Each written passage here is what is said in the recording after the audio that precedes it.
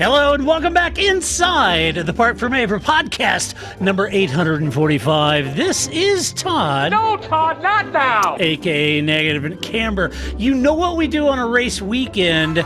You know how we do this. We watch one, then we talk about it. Then we watch one, then we talk about it. Come on, Todd. That's exactly what we do, but this week is a little different. You'll all remember from last week that Paul Charsley is on the international global tour, the Paul Charsley Global World Tour, sponsored by Aston Martin. He has conquered. He's like Taylor Swift. You know, he's selling out stadiums everywhere he goes. And he's just, played in Canada. He's out peddling the Lost Blues. And now he goes over to the UK. And as we speak, I think he's, he's probably at the O2 selling it out. And then he hops over to Europe. It's crazy. So what do you do when the International isn't around and you have a race to review? His own race, by the way, the British Grand Prix. He couldn't be bothered to show up for it, right? So anyway, what you do is you go out and you bring in the redoubtable Grace! Grace, how you doing? I'm doing good, Todd. How are you doing? I'm doing well. It's been a long time since you've reviewed a race, hasn't it? Yeah, it's been. I had to remember what we used to do. Yeah. I don't. Yeah, it you're has like, been a okay, while. so how do we do this? Do I do the notes or do you do them? What do we do? Okay, so first of all, I know for sure I never did the notes, so that Right. has never been the case. Right. But it doesn't mean I did have to take notes, right? It doesn't mean sure. that I have to kind of mostly pay attention. Yeah, you got to watch the race, right? I always watch it, but sometimes it does become like baseball, right? And it's like, well, it's on and I have to go fold some laundry, or it's on and the cats need something, or, Right. it's on, I wandered away, that kind of stuff. But yeah, well, I'm making pretty good progress on my notebook here. I've got, well, I can't really see them, but I've got copious notes. Let's see, I took copious notes on this Grand Prix. There, you can see that. Oh, pretty good. And I was doing this before Ted's notebook, so don't give me any grief. I was already doing this, but so there you go. So here's the review. Max wins. So there you go. Ted didn't invent the notebook as a thing you take notes in. Right. The spiral notebook. Right. I don't think he invented that. So, no, I just took it right on my laptop though, because, Oh, see, that's so digital. Need to be anyway. That's so digital of you. Just trying to save myself. I mean, it didn't help me did find it with anything. This. Yeah, it didn't help me at all find anything to write down for AlphaTauri. So, no, I struggled to find some positive things to say about them, but that was it. I was just like, you were in the race. That was all I could come up with. You raced. You finished, unlike Alpine. That's all I got. So you raced this weekend. That's what I got. Yeah, I don't know. There was not. know. There was nothing. I know. Even Scott Mitchell mom couldn't come up with anything to say about AlphaTauri. If you can't Mitchell mom something, then yeah, that's bad. I'm just saying, I get Mitchell mommed all the time. I'm not much going on. Happy about it. Yeah. So all right, shall we review the British Grand Prix? Let's do that.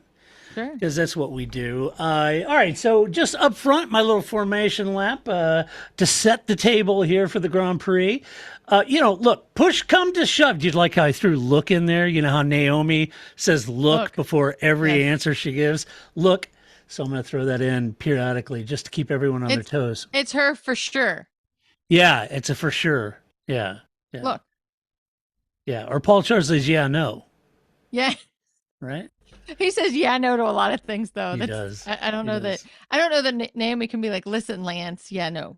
Yeah. I got lots of ums and ahs. So yeah. What are you gonna do? But it helps to develop some sort of like a verbal pause. Like that isn't an and or ah, like a for sure or a look.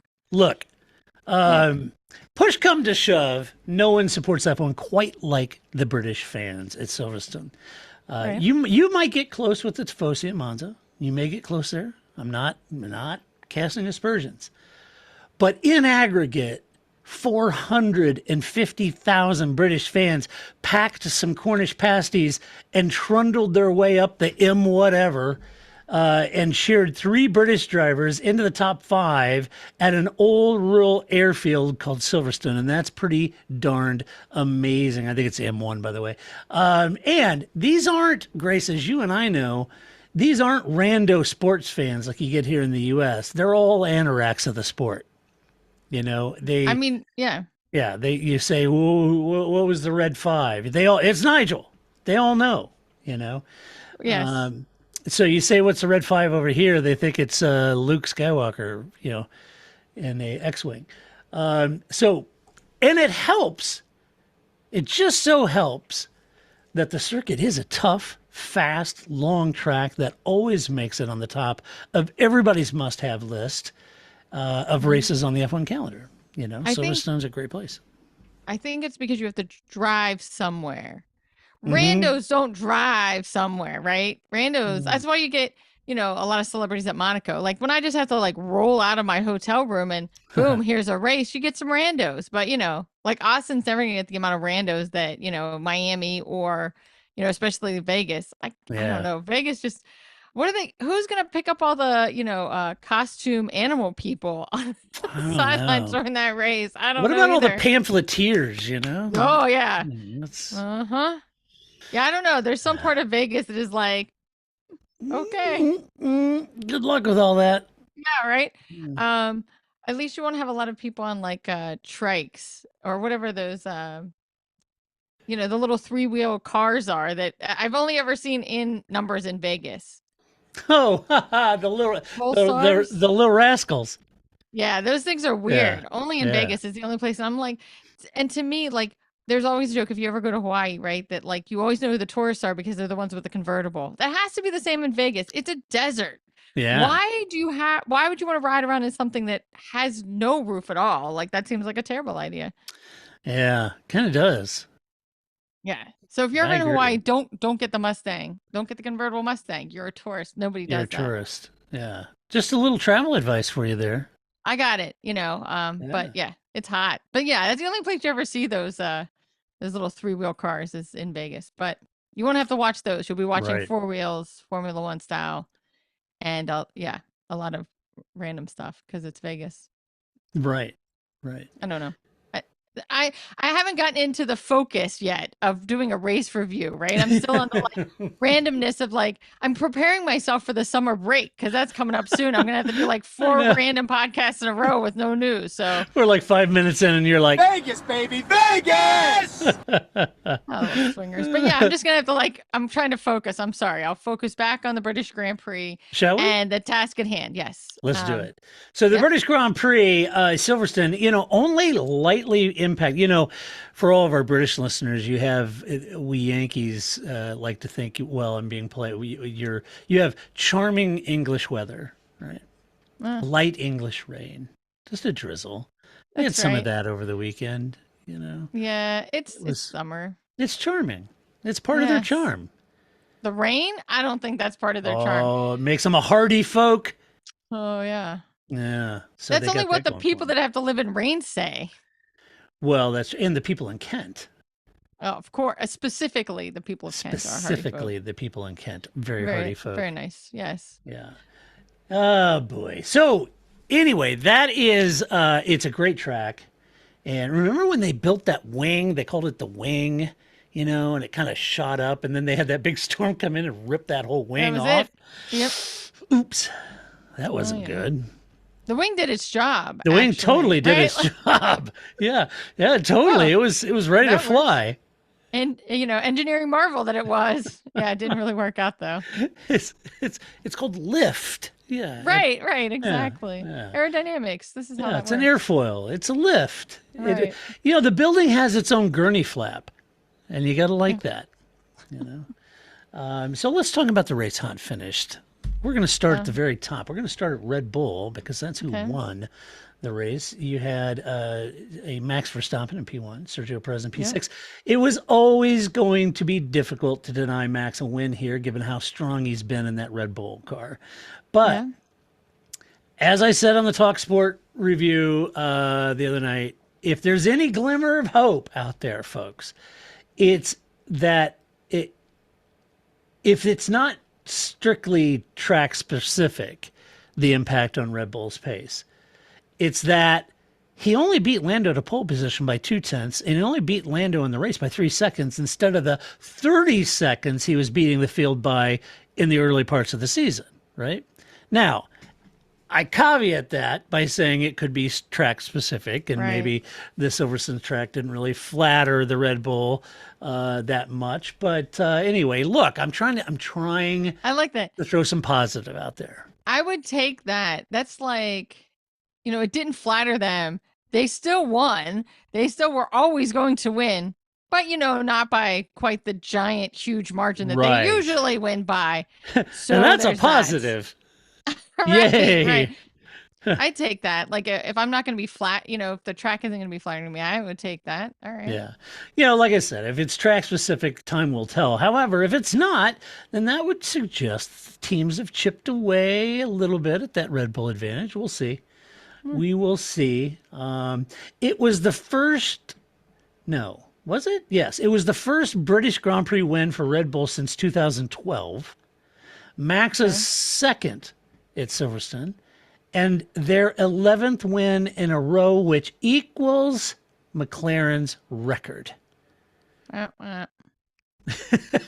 That's pretty impressive. I guess. By all measure, I know. Especially because they had less time.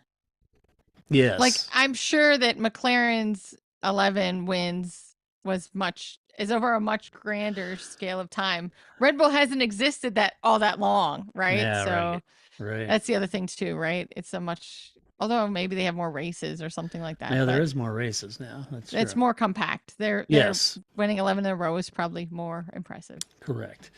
Max got jumped early on by Lando, but once DRS was enabled, he repassed Lando, held the lead for the win. And for Sergio failed to make it to Q3 for the 5th time in a row. So he started well back on the grid, had a lot to make up, which he did after a poor start cost him a place initially, and then he got it back. He lost a place on that opening lap. Sergio fought hard to recover all the way back up to 6th, but in the end, the pressure is got to be mounting for the Mexican, and many wonder if his days are numbered at Red Bull. You have to play the Price is Right sad music. Oh, I can do that. Where is that? I've got that. Well, normally I'm so quick with that. Yes. There you go. There you go. That is now the Checo music, much like the Frank Williams scream. Or Checo himself saying, "You like my face? You like it?" Apparently not, Checo. A lot of people calling for his head.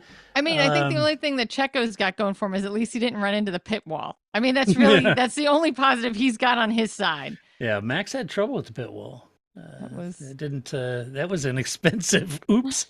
Yeah, really, Max on the radio was, just opposite luck. Didn't have enough opposite luck. Yeah, I just took off $100,000 wing, just opposite luck, or whatever. I mean, I think we've all been in that position where you're just like, look, I've already done something dumb. Like, you have to go to the doctor or the dentist. Yeah. You're like, I'm already dumb. I've already beat myself over how dumb this is. Please just fix it. I don't need the lecture about how dumb this is, right? Yeah. Yes, I am fully capable of doing dumb stuff. Right. I've already had to beat myself for, many hours just to get myself here because I need stitches or tooth fixed or whatever. And I'm dumb. So please just fix it.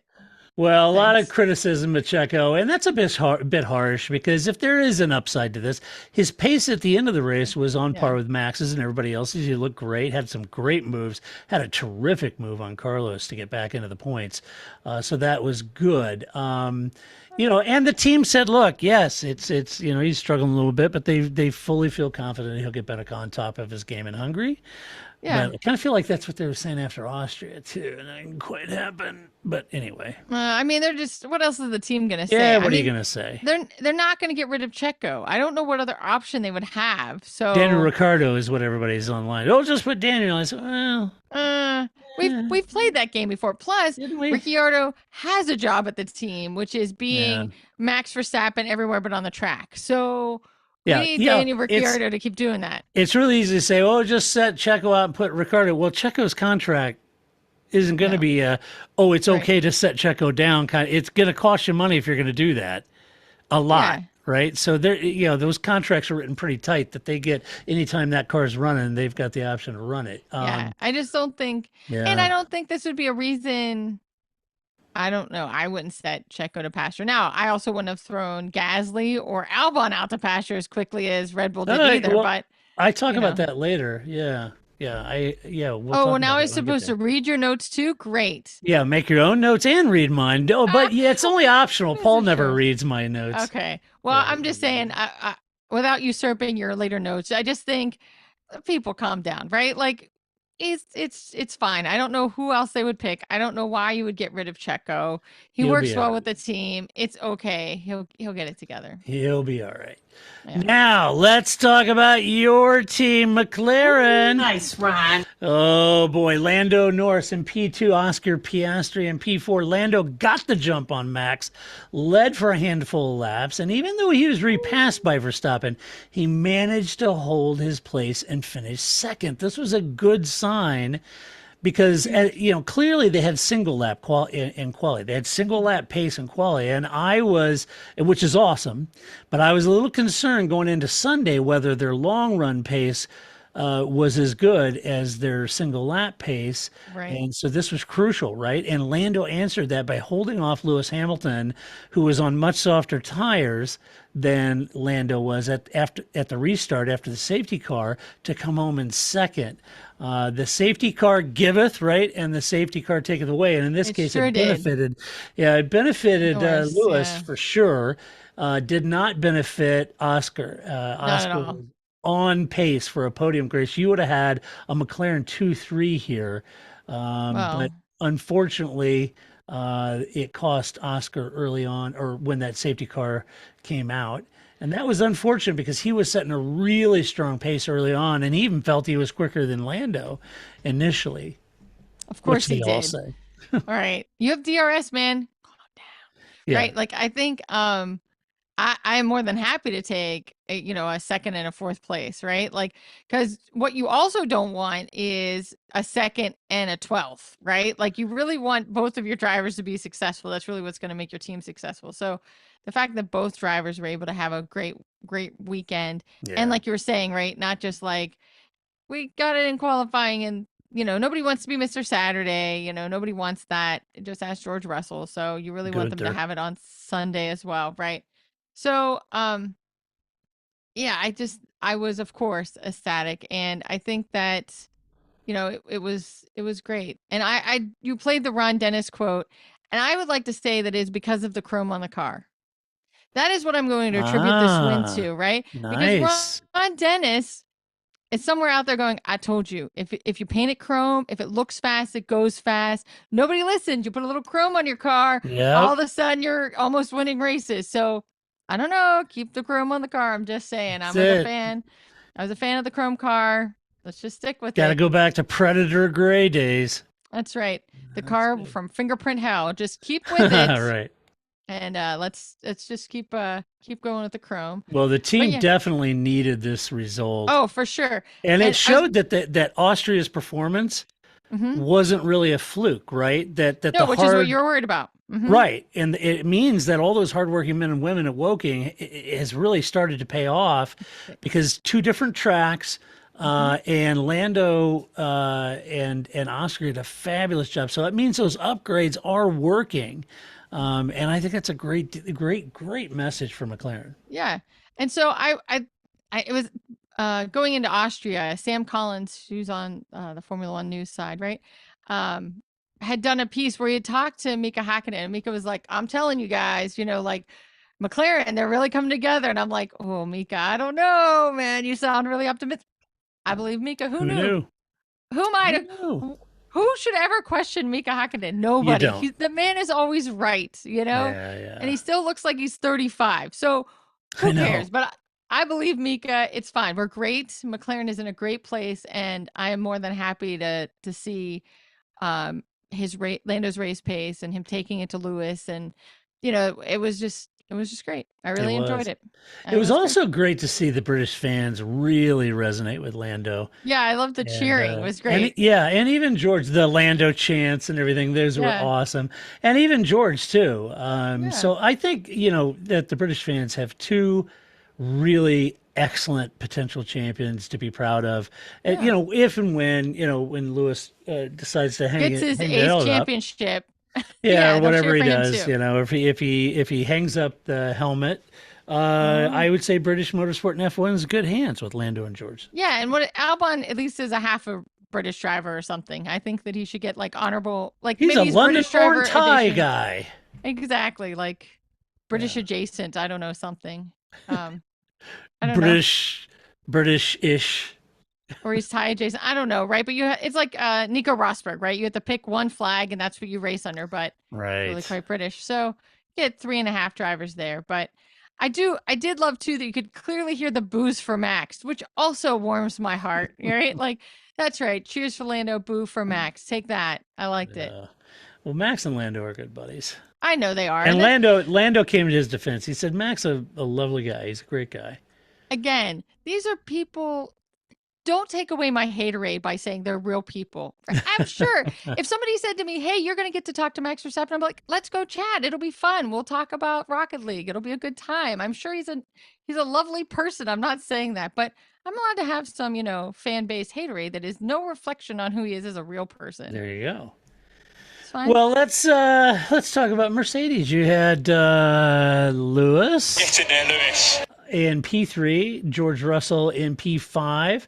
A P3 and a P5 means that there were 3 British drivers in the top 5 places on this grid, which I think is terrific. That's great. For the fans. That was wonderful. Also means that Mercedes struggled in quali, but their long run pace was much better than their single lap pace, which I think is really important.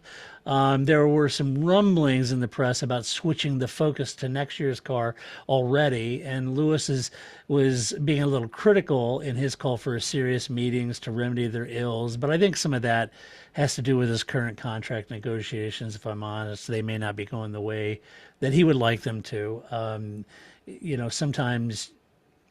So this is new to Formula One. If contract negotiations aren't going the way the team wants them or the driver wants them, and you kind of hit a stalemate, then one or the other will end up just start saying things in the press. This is pretty common. This has been this way for decades. When everything's going fine, you don't hear a peep. But if the driver isn't getting the team to move on a contract, then they may be dropping comments in the press, or vice versa. The team might. And I think you're going to see it more with Mercedes and Lewis. Like, this happens with, AlphaTauri and Yuki Tsunoda, but who cares? Yeah, right? Like that's not getting picked up in the news, right? Like, well, I mean, Yuki cares, but but it's Lewis and it's Mercedes, so it's going to get picked up. Any kind of like rumbling he has. I mean, it's kind of like, somebody picks the radios that we hear, right? That becomes its own narrative. It becomes its own story of what Lewis says. And so it's the same thing in the press. He's Lewis Hamilton. They're always going to pick these things up. He's not any more grouchy than any other driver is. But, you're right. You always kind of want to put your narrative out there when you're at this point in your career and it's contract negotiation times. So that when things go bad, you can say, see, I told you all along, Todd was not a fair player. And I tried to warn you. And then when things between Todd and I get signed and it's like, whatever. I was just having a grouchy day. I needed some lunch. He just needs to go in Toto's kitchen again. I thought that's where the magic all happened in Toto's kitchen. That's right. Or he needs a Susie Wolf shirt, one or the other. No, that would be good too. Or an all Toto shirt. That would be fine too. Like George got. Like George had, yeah. Well. Lizzie, Lewis's podium was certainly a byproduct of the safety car, and that's okay. Yeah. It's worked against him plenty of times, and this time it worked for him. Like I said, the safety car giveth, the safety car taketh away. Right. So that was good. The reality is that Lewis had a very good stint on the mediums, and George also equally, he had a great stint on his softs to make that strategy work for him. George was a bit like Oscar, though, with the safety car. That kind of worked against him, unfortunately. He may have been the Mercedes on the podium. With George on softs, Lewis on the mediums, that means the team split the strategy. Right. But Russell got stuck behind Leclerc, and saying that some of Charles Leclerc's defensive moves were questionable at best. And while some may feel that George may have been on the podium had the safety car came out, I kind of feel like he probably would have ended up P4 regardless, because I think he lost some time behind Charles. But anyway, a good result for the team given where they started in quali and then recovered up to third, fourth is a good result, at least moving in the right direction. Yeah, I love the the softs, they last about 11 laps or like 28 apparently if you're George Russell. Yeah, right. Right. So he was able to make that go. He made it work. Yeah, I do want to point out, why were their pit stops so slow? I mean, I get it. It's Formula One, so what's a 3-second pit stop versus a 2-second? I was really Mercedes. You guys need to do some practice this week before you get to Hungary. What? I was just really, they were slow. So I'm sure that didn't help either. Pick it up. No, it didn't. Pick it up. But good. Go ahead. no, I was just gonna say I thought they're splitting of the strategy. I thought that was a weird call, but they made it work. George made it work specifically. Yeah, George did. Yeah, you're right. George did specifically. I think he had a really good run. Had he not been behind Leclerc, got kind of hung up there. That's what some people. Well, if he hadn't and the safety car hadn't caught him out, he'd have been on podium. And I think maybe George felt like that too initially, but I didn't check the actual time to see the delta. I kind of feel like it was thereabouts, but I think I think it probably would have been P4. I think we've all been in that place too, where it's like, yes, in the grand scheme of things, and when it's not you, yes, this is great progress for Mercedes, and we're all glad to see this. But if I was George, I'd just be disappointed. If I was Lewis, I'd just be disappointed, right? Like, that doesn't matter. That sort of like team, big picture, long, timeline. They've been wanting this for a long time. And, much like, like Ricciardo left McLaren at the wrong time and George is now at Mercedes at the wrong time. And I'm sure that George is really biting at the bit. And so is Lewis, because he's like, he doesn't want to be old man Alonso. He'd like to get that 8th championship sometime soon. And so that he can go on and live his life. I mean, listen, this is a guy that 2 years ago was winning everything he entered. He won everything for 7 years. Yeah. And there again, and not to get on a soapbox, but I understand people saying, well, Max is winning that. Yeah, I just went through 7 years of that with Mercedes. That happens. I lived through the 20 years of Michael Schumacher dominance. It's fine. Won't get over it. 20. It's 5. Let's see. Aston Martin, Lance Stroll, P14. Fernando Alonso, P7. Silverstone seemed to not great. Equally neutralize the pace of their car like Austria did. And it makes you wonder a little bit. I left that race going, so that's Austria and now Silverstone, and they're not fighting for podiums. And I was wondering if they were being either outdeveloped by the other teams, or was it just these two tracks that didn't flatter their car or their car's strength? I don't know. I think after Hungary, that's where you'll know, because that is a track that they should be successful at. And if they're not successful at Hungary, then you start raising eyes. Yeah, exactly. I think maybe you could start drawing some inferences at that time, whether they're getting outdeveloped or not. Fernando said that, he kind of, he's been having a pretty positive face. This one, you got to parse his words to see what he's saying. He'd said, just 2 races ago, we're fighting for a win. So we need to take a look at the data. It's kind of his hint, we're not fighting for wins or podiums anymore, guys. Like on this scale, pretty soon he's getting a GP2 engine. Alonso. Yeah. It's not end far. of the season, Alonso, right? Like, this is, we just went from like, fight like lion Alonso from last year. It's getting ugly. They better figure it out real quick. Yeah, he went from, oh no, tell Lance I won't pressure him, to, 2 races ago we were winning and fighting for wins. I don't know what's going on. And then after a couple more weeks, it'll be GP2 engine. That's right. So the love fest may end with Alonso here real quick if they don't pull it together in Hungary. Good. Lance was given a 5-second penalty for his collision with Pierre Gasly, and that seems light to me as it ended the Frenchman's race. But nevertheless, You penalize the infraction, not the outcome. But Lance finished down in P14, which again, Grace, in my mind, this has got to be a discussion point inside that team. Let's be honest.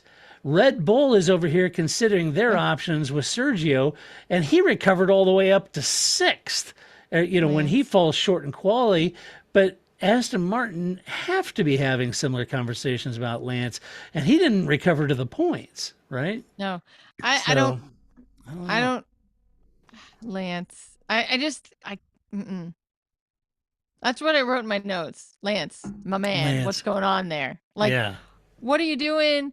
I don't know how the team can keep him. Make him your reserve driver. I just think you're gonna totally pummel it, especially if they do have a good race in Hungary, right? And then we can just say, oh, there's a little dip. The cars, right? The track didn't suit their cars. We're all fine, and Lance is still gonna suck. And this is not helping.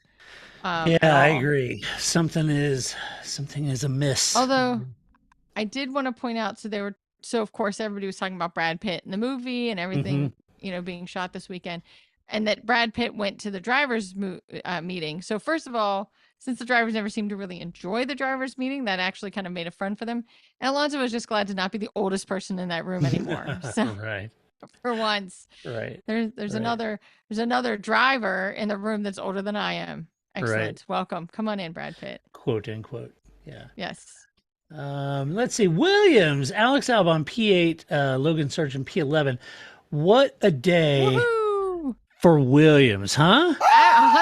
Amazing. 100%. I mean, Alex beat two Ferraris on merit, no less. Yeah.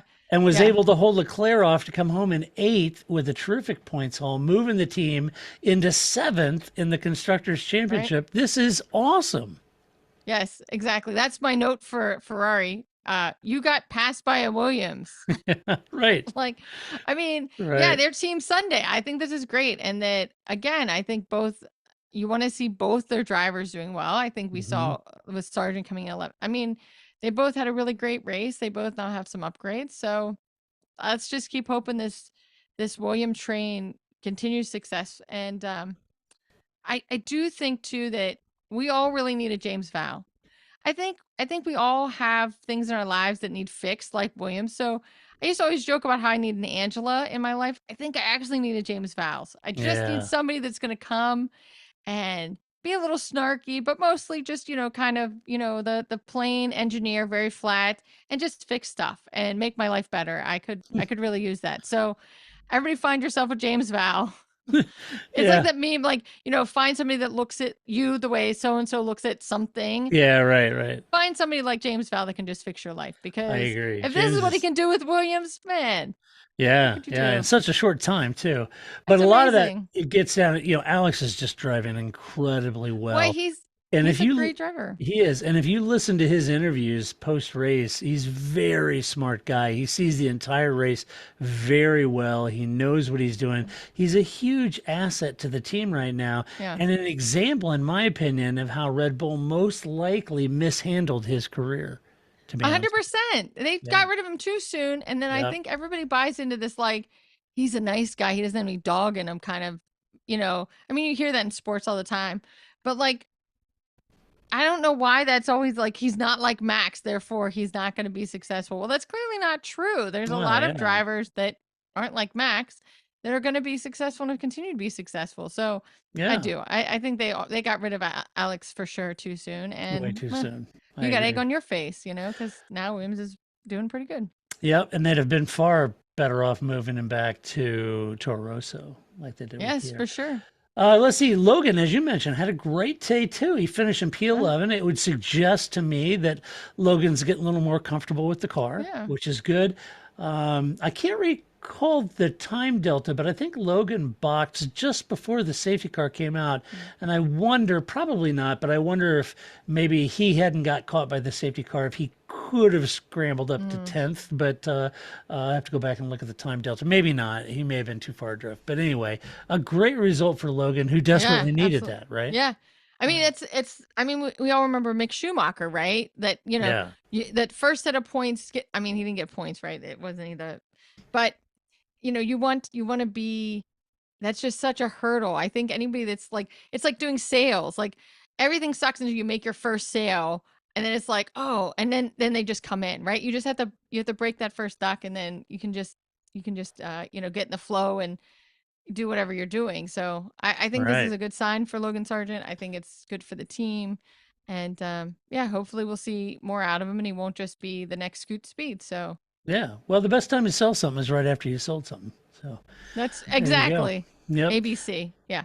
Yeah. So, all right, let's talk about Ferrari. No, it cannot be, Ricky. It can't be, Ricky. This. Oh, you can't say that. Oh, you can't say that. Why not? It's a Ferrari. It's a shitbox. Oh, man. Again, that's just another one of those random one-liners that Flip and I'll do out in public that I'm sure other people are like, what is wrong with these people? Oh, you can't say You can't that. say that. All these facilities, you make a piece of crap. Yeah, exactly. It's great. Charles Oh, Leclerc, Ferrari. P9, Carlos Sainz, P10. This hurts me to the core as a Ferrari fan. It would seem that Ferrari had quality pace for P4 and P5, but their long run pace was woefully inconsistent. And this left them in the clutches of two Williams of all things. To be fair, the safety car did hobble both of them, and their strategy wasn't helping either of them. You can understand why they were frustrated on their radios on Saturday back to the team. Leclerc said he lacked pace on the hards, and they switched to a two-stopper. But while the mediums were better, he couldn't get through the DRS train behind Alex Albon. He couldn't get around. And Carlos, he won this race last year, so finishing P10 is very tough. And with those older hard compounds that he had on after the safety car, he struggled to make any progress against the cars with much fresher tires. And, there you go. It was safety car impacted, as well as I would argue that I think their strategy really let him down too. What? Ferrari? Ferrari and Surprise. strategy? I know. So I think what I will summarize it as this. So we picked our fantasy team, and we mistakenly picked Ferrari for one of our teams. I don't know what we were thinking. But at the end of the race, Flip was like, that's it. I'm picking Alpine from now on. They had two DNFs. Two that is DNFs. I was just like, they didn't finish the race, and you think we should have picked Alpine. Like, Yeah. that's how frustrated he was. Like, that's it. I'm picking Alpine from now on. Like, No, pick come on, McLaren. Ferrari. Yeah, I mean, I'm sure that's what we'll do. But it was just really funny that I was just like, yo, man, you need to take Yeah. a notch down. At least Ferrari Alpine. finished. the What is he, race. Ryan Reynolds? What's going I on? don't. It was Chris great though. He was just like, "That's it. From now on, I'm picking Alpine." Yeah, that's how frustrating Ferrari is right now. Yeah, not good. No, it's not good. Let's see. Alfa Romeo. Speaking of not good, Yeah. you had Valtteri Bottas in P12, Joe Guanyu in P15. Now, all right, let's be fair. If you consider that Valtteri was disqualified in qualifying and at the very back, his march up to P12 wasn't a total disaster, but he was still out of the points, and he did benefit from the safety car, for sure. Right. But he got back up to P12. It's not, a total loss.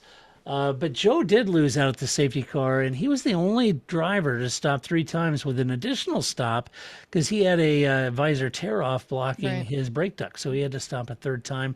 That pretty much put paid to his race, put him back in P15. They also may be struggling, in my mind, a little bit in that development war with the other teams making bigger gains recently than Alfa Romeo. I'm curious about how much resources they're going to put into that car in the balance of the year. I just don't think they will, right? Why would I you? wouldn't think they would, but I mean, but I think Joe's probably just happy to finish our 4 wheels on the track. You know, the right side up.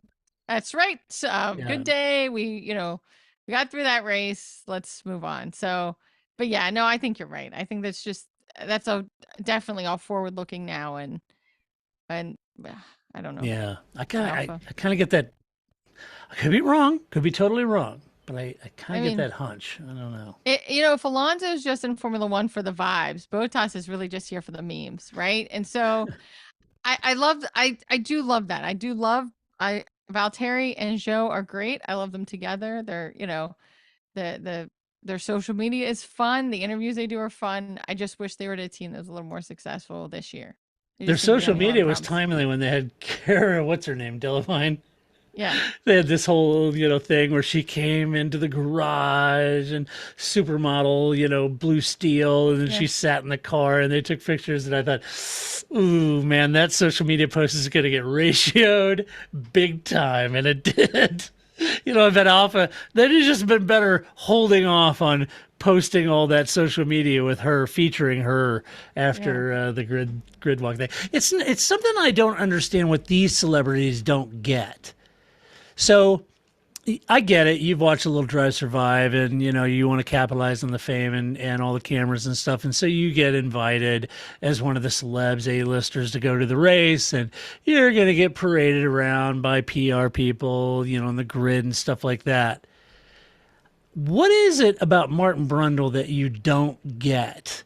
If Martin Brundle walks up to you with a microphone and a camera, all of you celebrities should realize that at that moment, millions and millions of people are watching around the world. I mean, more than are actively watching your social media live at that moment. There are tens of millions of people watching that. And just to be pleasant and nice to Martin is going to go a long ways. But when you tell him no and stiff arm him, I mean, do that at your own peril, man. She got ratioed to death on social media for snubbing him and saying no. But yeah, I mean, just throw him a bone. It seems like you'd be doing your brand good to just say hi to everybody. It's crazy. I mean, you always have the option to say no, though. You I don't think that do? he was necessarily fair either. Who, Martin? Yes, people don't. Not everybody knows who Martin Brundle is. Maybe she should, and maybe at the British Grand Prix she does. But Her handler she should tell her who Sky Sports is. How many people are walking around on that grid that hold microphones? I wouldn't have known. I knew who Martin Brundle was because he's a former race car driver. So when I watched Speed, right, when I started watching, I didn't watch Sky. I wouldn't have known who, Crofty is from, or Ted from A Hole in the Wall, because that's not whose coverage I watched, right? I watched the American Right. coverage. I never watched Sky coverage. Well, she would know who Sky is. It doesn't mean she watches the sport or knows who Martin Brundle is. Well, maybe not. She wasn't doing interviews. She said no. Well, but his pushed point it. was but his point was that F1 told the celebrities, and they made that deal. If you're on the grid, you need to talk to the broadcasters. I think it made him look just as weird. Really? I think this whole whole grid walk, I think this whole celebrity grid walk thing is not working in Martin's favor at all. Really? Yes. Oh. You don't think it makes him look like that he's yelling after people and calling them the wrong names? Because that's not who you think that is, because your producer in your ear is wrong? Well, yeah, that happens. Yes. Yeah, that happens. Okay, so just scrap the whole thing. No more grid walk. No, I think it should stick to people he knows, people that are in racing. That's fine. But if you don't know who the celebrity is, then, you know who Jackie Stewart is. You could have talked to Jackie Stewart. Fine. That's fine. You know who that person is. But don't go traipsing after people you don't know or have no interest in talking to you. Well, maybe. Well, you did talk to Peppo, right? Yeah. She wanted to talk to him. But you always have the right to say, no, I don't want to talk to you. Yeah, you can say that. Yeah. And she did, and he kept pushing it, and then she mocked him, and he mocked her right back. Yeah, there you go. It's, there you go. That creates drama, intrigue. I think that if they're going to continue to have celebrities, if I was Martin Brundle, I'd be tired of being made to look like a fool all the time. Why is that his job? In my thinking, if you're going to invite a whole bunch of A-list celebrities to the grid, they need to make themselves open to be interviewed and discuss things with broadcasters. That's part of it. Broadcasting of Formula One is absolutely paramount to its revenue stream. Broadcasters pay millions, hundreds of millions for the right to broadcast that sport. And if you're inviting guests on there to represent the glamour and glitterati of your sport, and you're on the grid as a guest, you need to talk to the broadcasters. That's if I was Formula One, that's how I would roll it. Well, then Liberty Media needs to get their act together here and figure out what they're doing. I mean, because that's the thing too. It's not as if celebrities never existed at Formula One races before. They've always been there a long existed, time, sure. right? So why is it now all of a sudden? Well, some of it is because we're doing more street circuits, right? So it's easier to get celebrities, like like I was saying, it used to just happen at Monaco, right? That you'd have celebrities on the pit lane because it was so close to where everybody was anyway. But when you have races at Spa, you're not going to like fly in celebrities into Spa because it's a drive. It's far away, right? So the more street circuits you have, the easier it's going to be. I often have talked about when I took friends to go see the Baltimore Grand Prix. It was easy. It was in Baltimore. Yeah, right. They're not going to, we're not going to go to some hayfield in upstate, Maryland somewhere, the Eastern Shore with me. But yeah, we'll go to Baltimore. Sure, that's fun. Then we can get some dinner, right? So the more you do these street circuits, the easier it's going to be to have more celebrities there. But this has suddenly become an issue that it wasn't before because there's more in the paddock, because we're walking them around more. Well, then they certainly, and how many people do they run into with microphones? They certainly don't know who all of these people are. No, but that's where Formula One and the handlers should let them know. Sky Sports you talk to, BBC you talk to, ESPN what about, you talk to. I don't know, maybe. Do you talk to the German press? Do you talk to the Australian press? I mean, there's all these other people that are there. All of them have microphones that they're sticking in your face. Yeah, they are. Yeah, they are. And if, that's part of it. But if they flood the whole thing and you've got, all these people trying to get it, I could see where this starts to become a collision, to your point. I could see I think Martin is just being made to look a fool. And I think that if I was Martin Brundle, the first time I, was like, oh, excuse me, person, and you're the wrong person, maybe you shouldn't do this. Maybe this isn't the way to go. Maybe Martin should just stick to, because again, back in the day, they used to have Peter Windsor do it, right? When we would watch Speed. And Peter Windsor would just talk to people he knew on the grid. And I found that much more interesting as a fan because before F1 Manager, I didn't know who AlphaTauri's, engineer for, Yuki Tsunoda was. Well, now I know who some of these people are because of that game. But Peter Windsor would always go like, oh, hey, this is my friend Bob. He's actually so-and-so at Williams or something like that. He knew people. And to me, that's how I learned who all the players were in the grid when I was a new fan, because you don't always know who all these people are. I don't, it's great that, you can be like, hey, Serena, how's it going? But if she's not going to talk to you, you're just going to look like a fool at best, trying to chase after somebody who has no interest in talking to you. I'm not, celebrities, I don't mean this in a flippant way, but I'm not, bowled over by celebrities. I couldn't care less, to be honest with you. And I've been in that paddock with a lot of celebrities, and I have no interest in talking to them. And when I watch a Formula One race, I really, no offense to Cara Delevingne, but I couldn't care less what she thinks about being on the grid or what she thinks about F1. To your point, I would much rather go talk to Toto, James Vowles, a driver. I'd rather talk to the head engineer. Go find Adrian Newey. Go find, people in that grid. That's who I would much rather hear. Me too.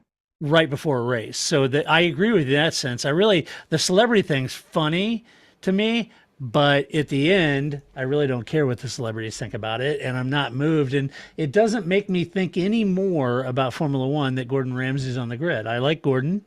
I think it's great that he's going to all these races, but his comments and his opinions, and I'm more interested in a driver's opinion about the race that's going to start in a few minutes. So I agree with you in that sense.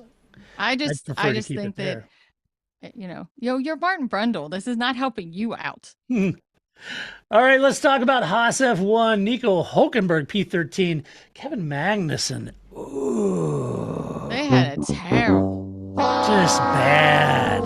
Yeah, bad bad weekend. Boo. Nico had Terrible. that coming together with Perez early on in the first lap, and then that damaged his wing. That prompted a stop for a new wing that left him in the back. That pretty much paid to his race.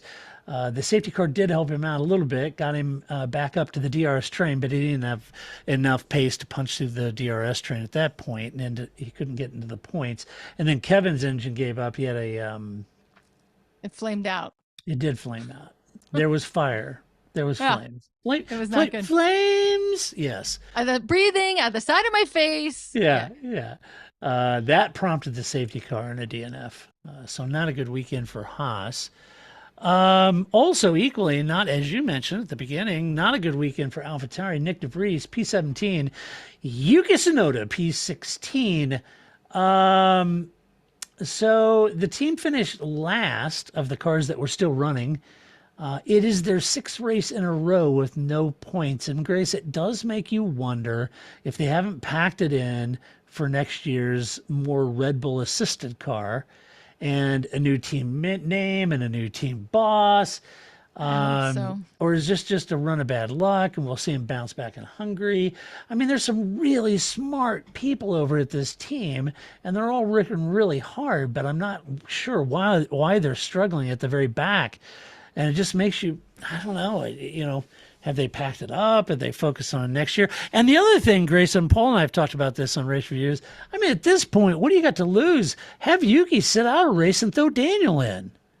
Yeah, right. Let him run. Something. Why not?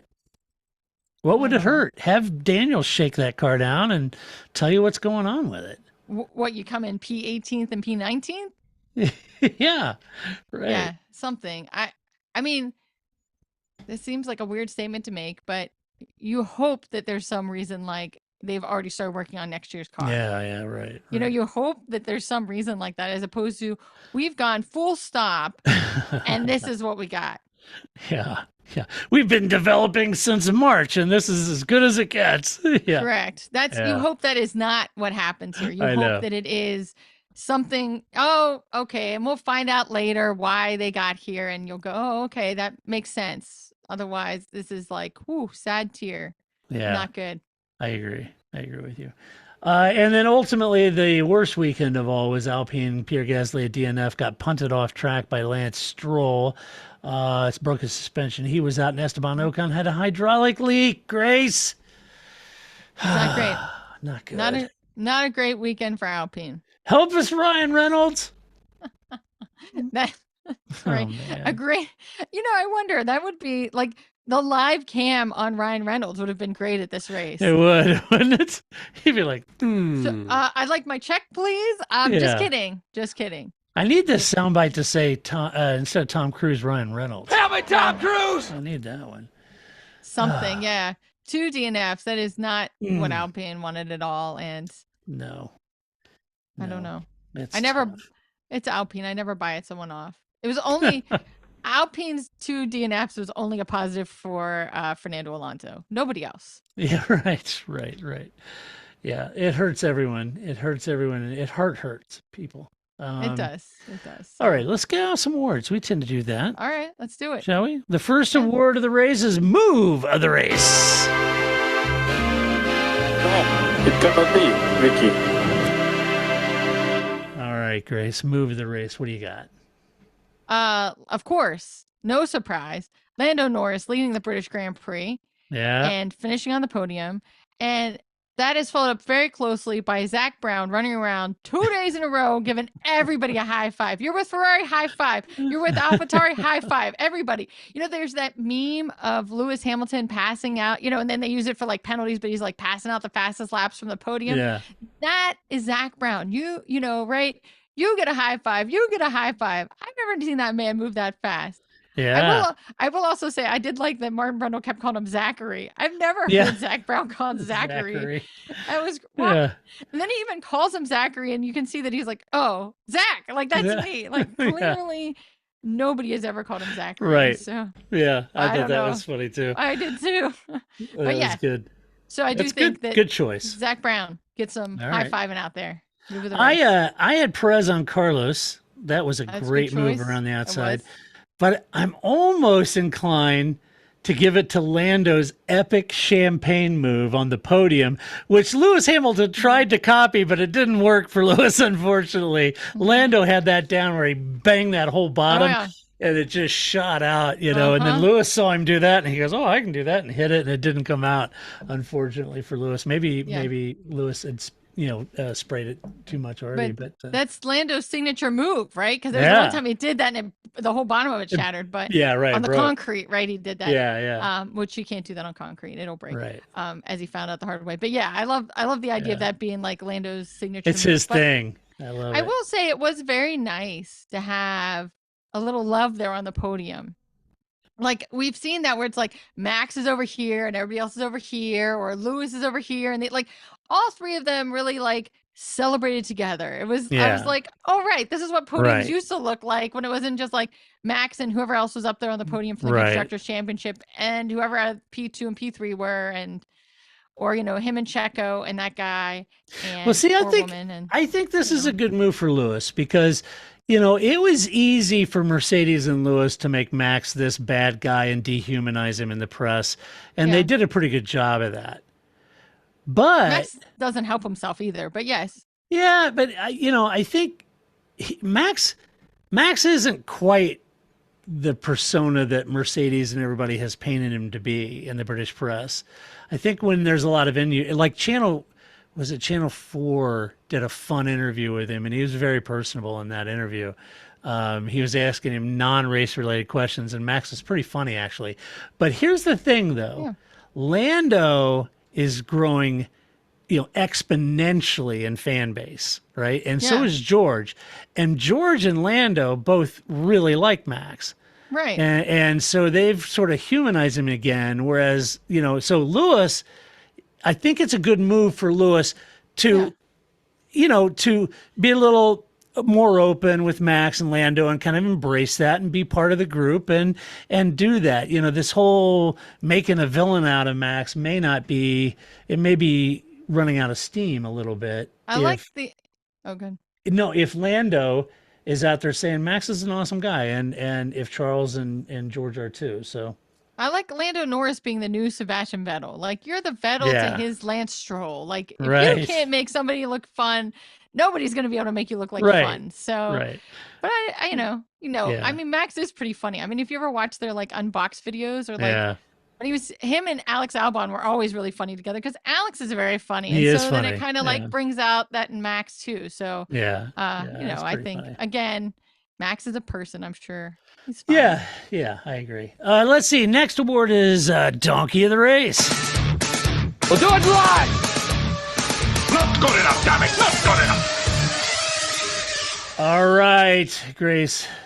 So back in the day when I used to do race reviews, I would try to like spread out people to give for these awards. But now that I only get one chance to give people these awards, you're going to get a compound award on top of a compound award here. So I picked for Donkey of the Race Ferrari, followed very closely by Lance Stroll, followed very close by the Mercedes pit crew. All three of you need to get it together. I don't know what's going on out there. That's good. That was good compounding. I like that. That was good. Well, I too. I only get one opportunity to like, I know. And you got to twist. You got to twist that knife. And especially because, when we get these, like now there's more races where there's like 7 races back to back. And it's like, oh, who knows what happened on our show? Nobody wants to talk about that. So I got to get it in where I can. Yeah, you do. Like you, I pick Ferrari. That pains me as a Ferrari fan to say that, but boy, that was not good. Not good. I picked them too. All right, final award of the race or the race review is always Drive the Race. Get down. Get down. It's an Lewis. All right, Grace. Who'd you have drive the race? Well, this is no surprise, but I gave drive of the race to Lando Norris with a strong honorable mention to Alex Albon. Yeah, it's exactly. Yeah, I gave it to Lando, and I said, I could argue if you took Lando, I could give it to Alex, but I agree. I think both of them. I think Lando is driver of the race. So, It was fabulous. Holding off a 7-time world champion when you're on harder tires is no easy task. That And was great. Lewis is no one to be trifled with, and trying to keep him behind you. Lewis is a seasoned veteran. He knows how to pass, and that is not an easy deal, and he pulled it off. And sometimes he doesn't, ask Alex Albon. So just be careful. Sometimes right? if you're Alex, he'll just punt you off twice. Right. That's Yeah, right. So, So, yeah. got that going for him. Yeah. Yeah, Alex, good love it. pick. Let's do some mailbag. You've got mail. First up, X8, our good friend, asks, speaking on track limits a la Austria Grand Prix, I'm personally in favor of the actions taken by the stewards regarding the iron grip on the infraction, and honestly frustrating to hear TPF crew who were critical of the, quote, accepted corners of years ago and now being the advocates of bringing back that very thing. I can agree that races being won by whining to gain penalties for opponents is also not interesting. He said, I hear lots of rumble about how to prevent drivers from running wide at such corners, the failed sausage curb, gravel, grass wall, etc. However, if you were to apply Occam's razor to this issue, is the simplest solution not just to adjust the track limits for the exits of corner 9 and 10 to a degree where it would no longer benefit the driver to run that wide. It seems like there's adequate room for these corners to enact such a change without having to move the walls back. But what do I know? I'm just a kid. I think they're all great points. I agree with you. I think when I was arguing, I could be wrong on this, but I think when I was arguing about the accepted corners versus the non-accepted corners, it just got kind of comical because they'd start off a weekend with 4 accepted corners, but then that was reduced to 2 accepted corners or increased, and then it was not. And then, so Friday that was okay to go wide, but come Sunday, you're getting penalties for it. And the inconsistency and back and forth is crazy. And to your point, if you just make any white line infraction, then it avoids all of that craziness. And I agree. But I just, I'm not a big fan of winning and losing races because you ran a little wide. And certainly Austria, I think, was reaching epic proportions of insanity. And I wasn't a fan of that. To your point about moving the curves out, you could just reprofile the corner to where running out wide, wouldn't be a benefit. I think it'd take a lot of the challenge away from those 2 corners and what makes those 2 corners the good corners that they are. If you just made them a lot, go out a lot wider and less challenging. So I don't know. I'd have to look at that profile a little bit and think about that one. I don't know. Okay.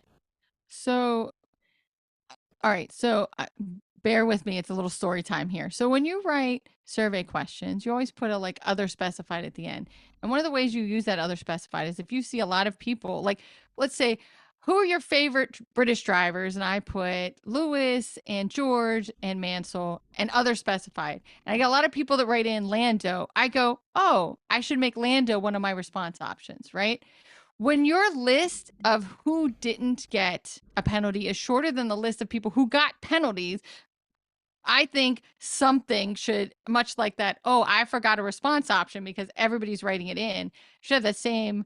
When I have to label half of the, give a 5-second penalty to more people than I didn't, that's a problem.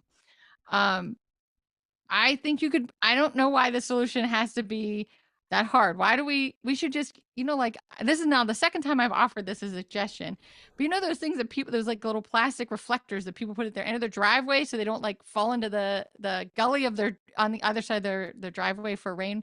Put those on the corner. Did it move? We all saw it move, right? Or this doesn't have to be some sort of sausage curbs are dangerous. There's a lot of talk about the fact that you can't do half of these things that are listed here or that people have mentioned. I don't mean this like XA. I can't believe you mentioned these things, but these were all things that were batted around is because MotoGP race is there, other series race there. And so this isn't their only race. So they have to think holistically about everybody who's going to be racing in Austria. But just put up some of the plastic reflectors. And if you moved one, then you get a penalty. And you can't tell me you didn't see it because the thing is 6 feet tall. And if it keeps my neighbor from falling off the side of his driveway, it should be able to help you get around this turn correctly. Right. I agree. I don't want to reprofile those corners. I agree that that's what makes that track great. I think that's what makes those corners interesting. I really wouldn't want to reprofile them, but I, I mean, often people talk about how like, oh, tires are boring. Like Ted will say that all the time. Sorry, I'm now talking about tires and nobody wants to hear that. Nobody wants to talk about, going over the white line in these Yeah, I penalties. don't This is certainly not something that helps at all. So I don't know, just, or get some of those like, police bikes. That'll teach you. Well, yeah. The other thing is to his point. Yeah. I mean, look, if you just keep calling aggressive penalties and anybody goes wide, And nobody and enjoys that. nobody enjoys it, but eventually it'll calm down because the drivers won't be doing it eventually. But can the sport survive 3 or 4 Austrian Grand Prix with 1,200 white line infractions? I don't know. I mean, it's because just the silly. A1 ring has always been great. It's always been a great track. It is. And so I don't want to see it not go on. I don't want to see it come off the track, off the schedule. I don't want Right. to see those corners lose their fun, what makes them great. But I think that either you need to make a stiffer penalty or you need to come up with something better, because clearly this isn't working. Just Yeah. giving everybody 5-second penalties every 5 seconds just is not working. Yeah, I agree. Well, you could, like you said, you could make little holes that go all the way around the profile of the corner and just take those fiberglass orange poles that they Yeah. put in there. They're about 4 or 5 feet high, and you could just put a whole line of them down there. If a car went wide, it would just break the fiberglass poles, and Right. so it's not that dangerous. Fine, do it with styrofoam. I mean, right? Yeah, whatever. We'll see that But- shatter. But if you're out there hitting the poles, then you're way too wide. Yeah. Right. There has to be, and I just don't think it needs to be. Please don't do sausage curbs. They're dangerous. How many No, times yeah, do you have to that's go bad. through this? Right. They Right, launch the right. cars. And I I agree. get it that the track has to pick something that's going to work across all of their. All their racing. Yeah. Yeah. I agree. So, but Um, you got a year, people. Yeah, Expect that's better. right. Let's see. Miles asks, "Thanks for the occasionally insightful commentary." Well, you're welcome, Miles. That's what we're here for. That's what we're here for. Occasionally insightful. A follow-up question to one I asked a few weeks ago: how do you decide if your drivers are underperforming the car? Is it easy to tell if your car is bad or if it's the driver? Do teams in F1 move too quickly on dropping drivers or not fast enough? That's a really, really good question. I would say that one of the first measurements of any drivers is their teammate, Right. because they're in equal machinery. And in that case, if both drivers are setting similar lap times and struggling with a lot of the same things, understeer, oversteer, balance of the car, getting the car to rotate, tire wear, tire degradation on the car, braking issues. They can't get the tires in the right heat window for performance. They can't get the brakes in the right operating temperatures for performance. If both drivers are experiencing those kind of things, then that would definitely tell you that the car is kind of your focus at this point. Paul's brought this up in testing before. He said, in a race, you want this is what Peter Windsor got sideways with me over one time when I was on his podcast, his show. He was saying that, in testing, you want, this, two drivers and really dynamic to be able to push these limits and those kind of things. And I had said, what Paul said is, like, in testing, you want absolute consistency from both drivers. And the reason you want that is because then it starts to show you what the car is doing, not what the driver. In the race, he agreed. You want somebody to go, 10 tenths, 11 tenths, and to drag something out of that car that it really isn't capable of doing. That's what you want from your driver. But in testing, it's a little different. Consistency is the name of the game. It's like an experiment. You're trying to have only one thing that Yeah. changes, right? You're trying to control One thing, right. all these 10 things, and you're only changing this one. That's right. Right. And I think That's that's what the even idea. what Paul said. You only Yeah, I want agree with that that. one thing changing. And so anyway, needless to say, I was never on this podcast again. But anyway, Well, so the point here, Miles, is that That's what you're looking for in the consistency. If the car is presenting similar lap times, similar issues, right? But I think where you could take like Max and Sergio, there's a serious deficit in qualifying right now with Sergio. Sergio is in the same car as Max is, and you may not expect Sergio to be dominating race wins over Max. Fair enough, but qualifying and not getting to Q3 is kind of a problem. That right? No matter who his teammate is, No you're in a matter Red who his Bull, teammate, nobody doesn't expects matter. that. Mhm. Right. It could have been Carlos. It could have been Daniel. It could have been anybody. Right. But if you can't get into Q3 and the other guy's putting on pole every race, there's a serious deficit there. And so that would prompt you to really start to dive into Sergio's game and what's going on there and why it's underperforming. I would say, you know, when you look at Williams and Alex Albon and Logan Sargent. Now, I'm not picking on Logan. He's a rookie. He's brand new to the sport. So Alex is, you know, doing a yeoman's job over there, and Logan, it's pretty clear that he's off the pace. And to your point, though, does that mean you immediately go out and fire Logan? Well, not if you see. I did an interview with the two female drivers of Paul's Aston Martin team this last Friday. And I posted that. If you haven't heard that, go watch that or listen to it because it's a great time spent with Hannah and Rihanna, who drive with Heart of Racing Aston Martin and their GT4 team. And we talked about this a little bit regarding teammates. And does that mean you go out and drop them? No, because as we discussed in that podcast, one of the things that Paul and Ian, the team boss of Heart of Racing, was looking for out of both of them is their ability to learn and take on that feedback and then apply that in a growth position, right? And so that's what you got to ask. Would it make sense to say, well, Logan, I'm sorry, it's halfway through the season, or even to get to the end of the season, you just weren't on pace with Alex, or to let you go? Well, you wouldn't do that if you felt that Logan was taking on board a lot of that feedback and advice and applying it, and his racecraft was improving quite a bit, and you felt like he had that raw talent to be quick, right? I also think that, you know, I think we've all been in that situation where you're in the middle of the project and you get a new hire. Great. I need the help, but I have that some amount of time that is going to be lost bringing that person up to speed. Right. Right. So even it is always better sometimes to keep people. It's kind of like cars. Keeping the car you have running is cheaper than buying a new car. Right. So in some ways it has to be really bad before you would want to do that, unless you're Red Bull, who I think just flippantly sometimes decides that. But most teams, on top of the fact, like earlier we were talking about contracts, it's not like you can just be like, Checo, you out. That's not how it works either. Just like any of us, you know, you just can't, your boss just can't come in and go, Todd, you're out.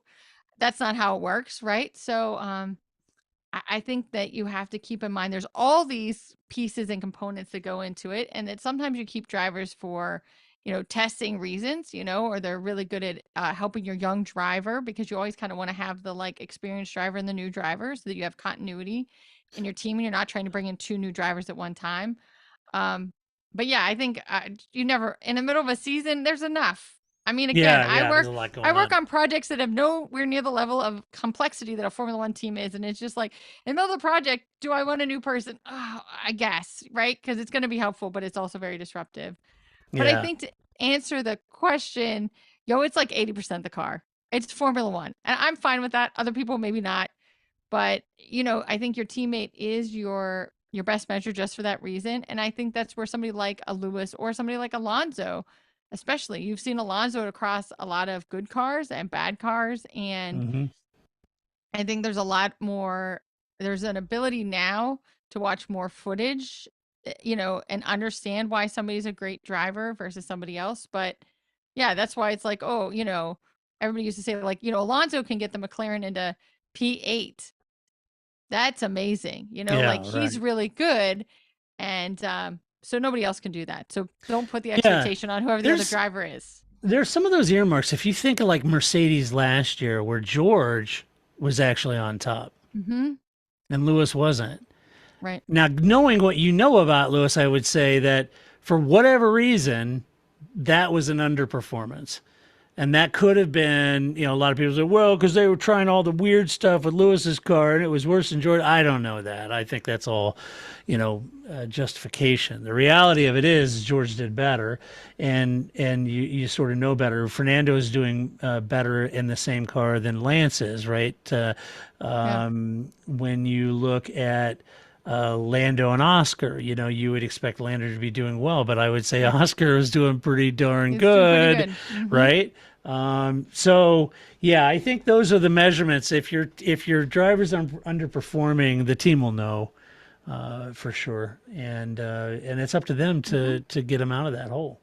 Yeah, and to figure that out. And sometimes you want drivers that are complementary of each other. I mean, again, I think in some ways project management is project management, right? And so the same way you run any project is how you would run a Formula team. Well, Lewis and Valtteri were complementary. Right. Yeah, they were a great team. Not to each other on Drive to Survive, but yes, as drivers on the track, they were complementary. Right. And to your point about moving too quickly and dropping drivers, I agree. Yes, and earlier I said I think Red Bull mismanaged Alex Albon's career. I think they dropped him too early. I agree. I think they should have kept him at Toro Rosso or AlphaTauri and developed him a little bit more. And I think they would have had a very handy race car driver in him by this year. So anyway, good questions. All right. Well, that does it for this review. But we will be back. Grayson will be back to cover Formula One news next week. Yeah. Heck yes, we will. And then we'll find Paul back from his world tour. Wherever he is with Taylor Swift, right? Yeah, with T Swift out there. Yep, and he'll be back to do the Hungarian Grand Prix. That's right. Which we're expecting McLaren to do well. And Aston, I'm telling you, if Aston doesn't do well in Hungary, oh boy, get worried. Larry is not gonna be happy. Larry Knight Me Stroll is not gonna be happy. Larry will not. Yeah, I agree. So all right, well. In the meantime, go to theparcferme.com, share your opinion, just do it with decorum and civility. Huge thank you to our Patreon supporters. Had a couple people sign up this past week, which is a huge help because we've been losing supporters of recent day, and I get it. It's tough out there these days, and I understand, but if you're able to support us, we'd greatly appreciate that because this podcast would not and could not continue without our Patreon supporters. So your help is greatly appreciated. If you like the podcast, go over to your favorite podcast player, give us a good rating, give us a little love over there. And until next week, when we come back to do it all over again, this is Todd, aka Negative Camera, saying so long, Grace. Go McLaren. That's it, man. Game over, man. It's game over.